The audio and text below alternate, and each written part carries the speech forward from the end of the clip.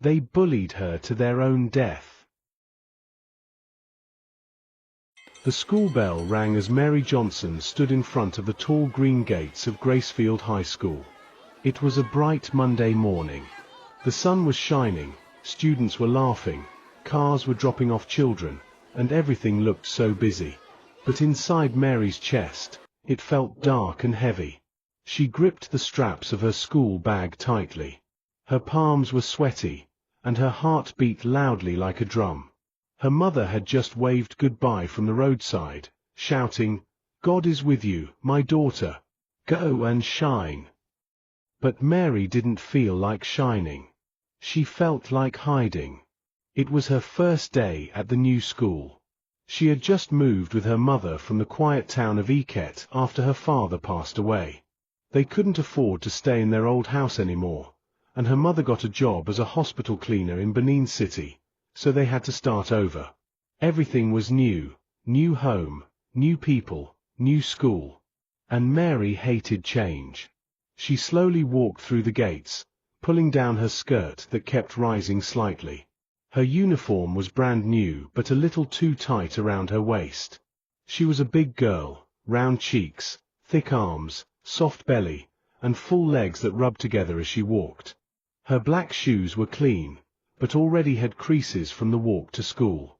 Some girls passed by and looked at her. One of them whispered, "Who's that? She looks like a balloon in uniform." They giggled and walked off. Mary acted like she didn't hear them, but her ears burned. She lowered her head and kept walking. When she reached the school office, the secretary gave her a class slip. "Class SS1B, the woman said without looking up.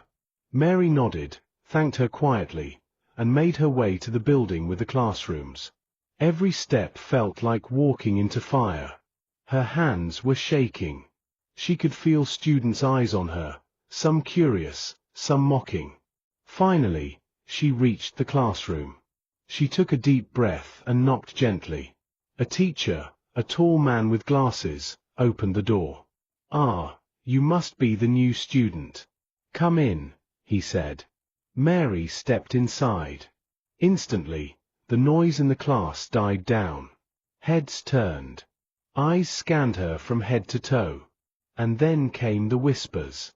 "Chai! See her size. She looks like she ate Christmas and Easter together. Omo, she go break chair o." Mary felt like disappearing. She smiled weakly and looked around, unsure of where to sit. "Sit at the back for now," the teacher said, pointing to an empty desk. Mary nodded and walked slowly to the seat. It creaked slightly when she sat down, and someone made a loud fart noise with their mouth. Laughter followed.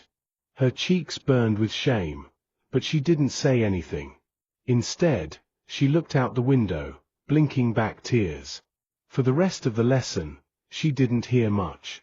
The teacher was explaining something about algebra, but all Mary could think about was how different she was. How no one smiled at her. How they all laughed when she walked past. The bell rang again. It was time for break. As students rushed out of the class, a tall girl with light skin and shiny braids passed by Mary's desk. "Better watch out," the girl said with a smirk. "You're going to eat all the food in the canteen, right?" Her name was Ada. Mary would learn later that Ada was the queen bee of SS1B. Mary said nothing. She waited until the class was empty before slowly standing up and heading outside. She didn't want to go to the canteen. She didn't want to sit where people could throw words at her.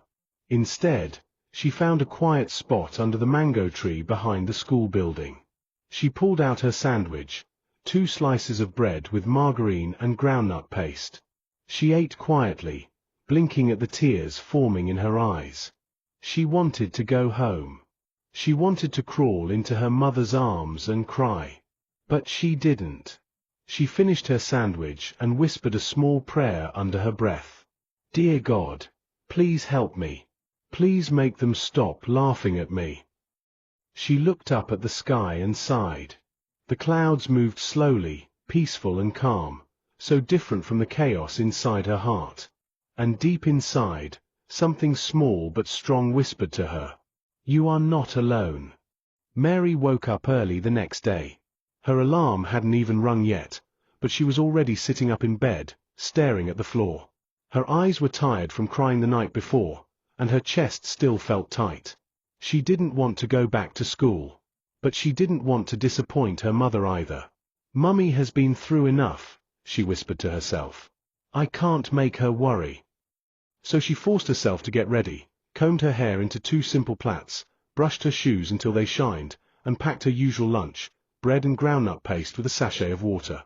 When her mother walked in to wish her good luck, Mary smiled. It was small and fake, but her mother didn't see through it. When she got to Gracefield High, everything looked the same. The walls were still cream and green, the school gate still had a security man with a long stick, and students were still rushing to beat the bell. But inside Mary, something had changed.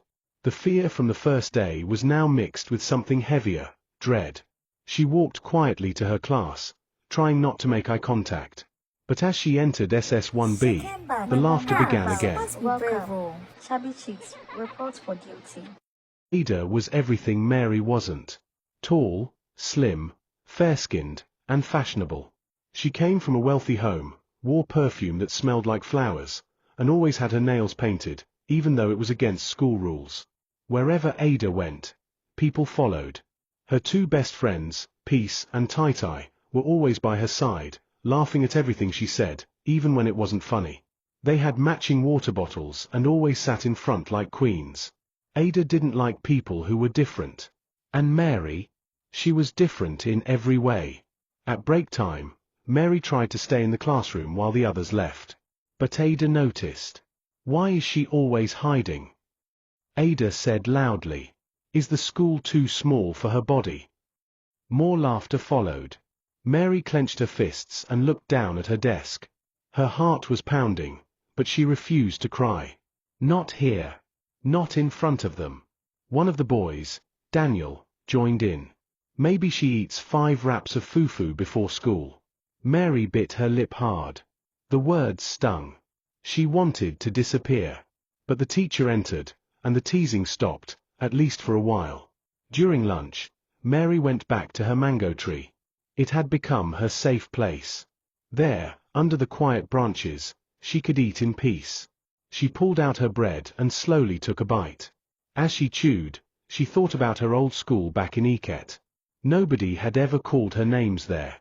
She had 2 close friends, Amaka and Faith, who always protected her. But they were far away now. She missed them terribly. Suddenly, a soft voice broke her thoughts. "E." Mary looked up. It was a small boy from JSS2. He had a limp in one leg and wore oversized glasses that kept sliding down his nose. "My name is Samuel," he said. "Can I sit here?" Mary nodded. She didn't speak. She just moved her lunch slightly so he had space. Samuel sat and smiled. "They laugh at me too. Because of my leg." Mary looked at him properly for the first time. His eyes were kind. He didn't stare at her body or snicker behind his hand. He just sat there quietly, picking sand with his fingers. "My mum says people laugh when they don't understand something," he said after a pause. "But God understands. That's enough." Mary blinked quickly. Her throat felt tight. "Thank you," she whispered. That day, she didn't eat alone. When they returned to class, Ada whispered loudly to her girls, "Even crippled people now sit with her.